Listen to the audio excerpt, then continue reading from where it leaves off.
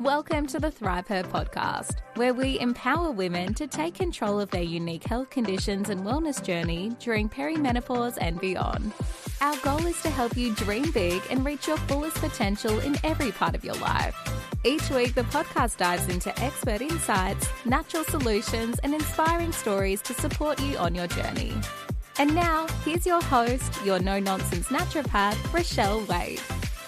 It's the final week of January. Across Australia, the New Year energy hasn't just faded, it has officially hit the wall. The gyms are starting to quieten down, the meal prep containers are migrating to the back of the cupboard, and most women are currently engaged in a very specific, very quiet form of self-sabotage. They've decided they aren't disciplined enough. They've decided they'll try again when life calms down. I'm here to tell you, things aren't going to calm down. And discipline isn't the problem. You aren't failing a resolution, you're hitting a biological ceiling. Your body isn't a project to be overhauled by the first of the month.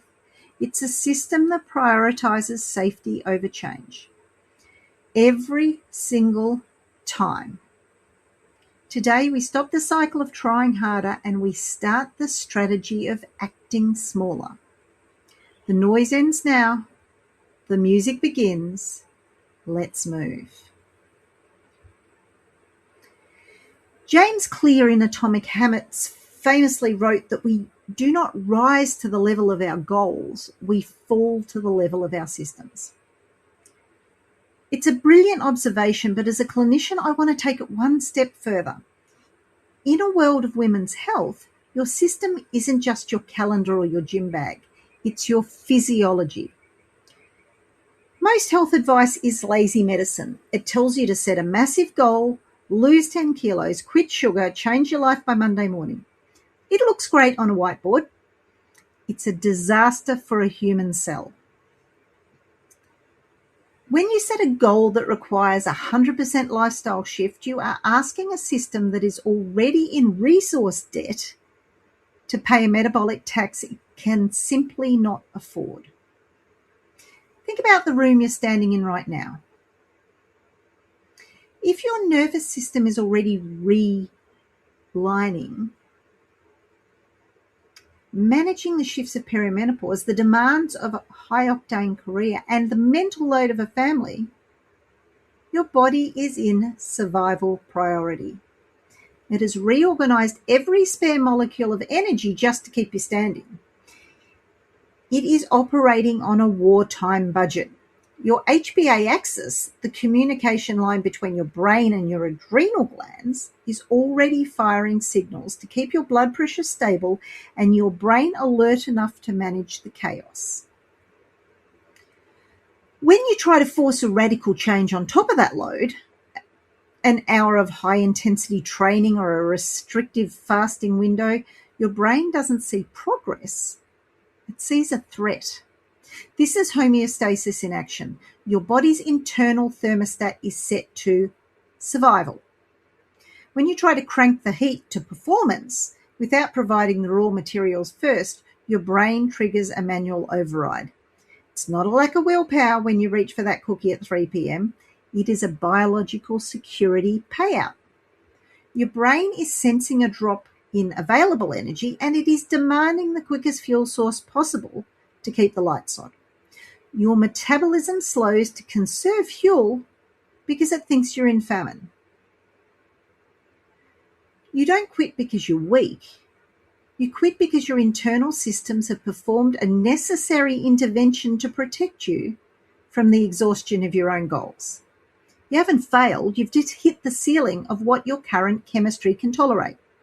To change the habit, we have to change the environment of the cell. This brings us to the part where most women give up. James Clear calls it the Plateau of Latent Potential.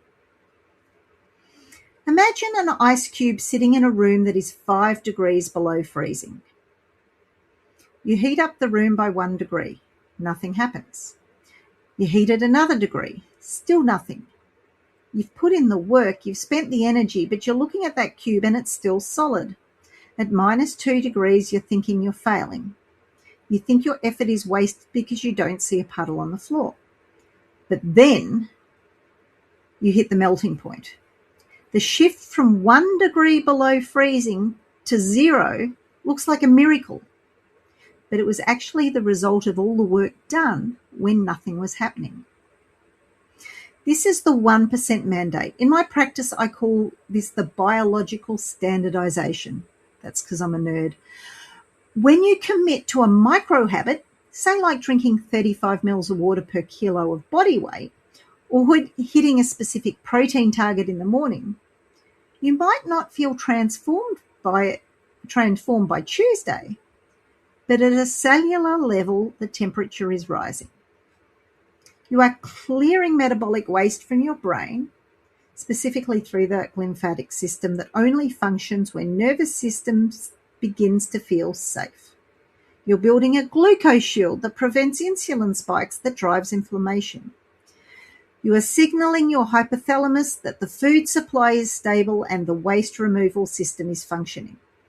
You are signaling safety. These 1% shifts are the Trojan horse. They are small enough to slip past your brain's security guards, that's the amygdala, without triggering an alarm. While the rest of the world is still trying to force a door that's bolted shut with discipline, we are quietly turning the key with chemistry. We don't optimize the result until we've standardized the signal. We stop looking for the melt and start focusing on the degrees. Because once you hit 0, the transformation becomes inevitable. You aren't just changing a habit, you're changing the potential of your entire system.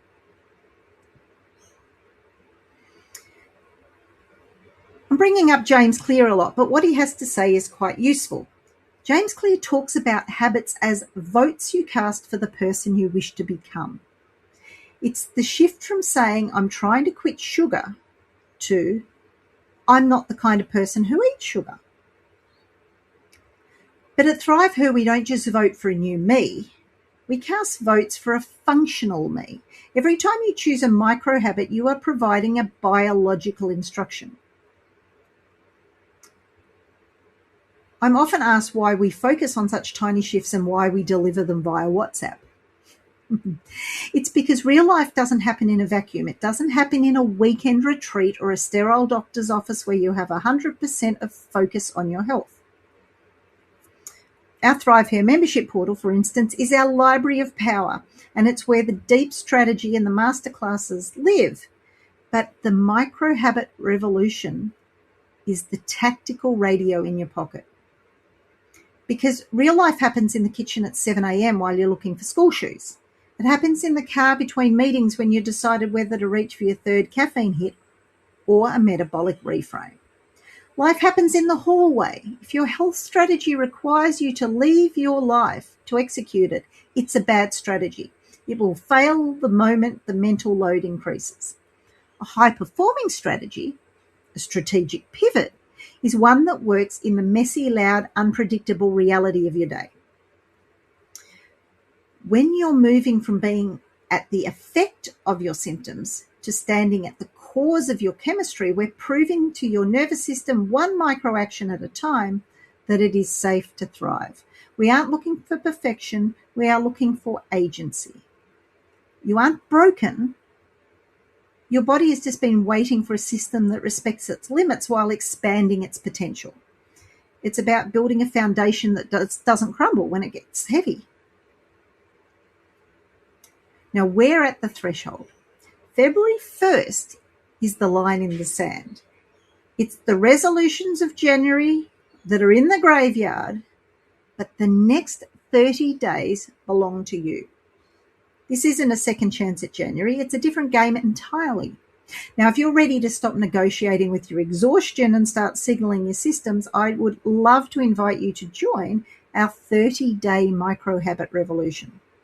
It's free, evidence-led, and designed to work exactly where you live. One micro-action, one reframe, and 30 days of standing at cause.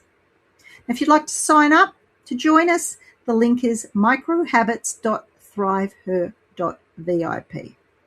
I'll throw them in the show notes. I'd love you to stop the noise and start the music. I'd love to see you in the group. Now, before we go, I'd like to share with you next week, we go even deeper.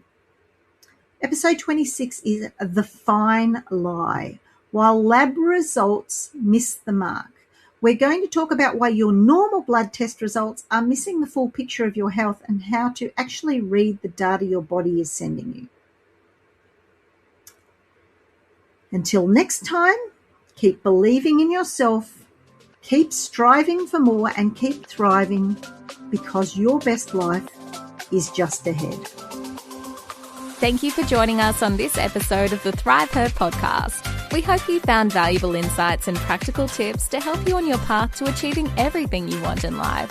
Remember, with the right support, you can achieve anything. If you loved this episode, please share it on Instagram stories and tag No Nonsense Naturopath.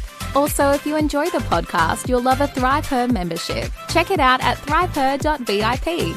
Each interaction helps others find this valuable information. Connect with us on social media and join our community of thriving women. Until next time, stay empowered, stay healthy, and keep thriving.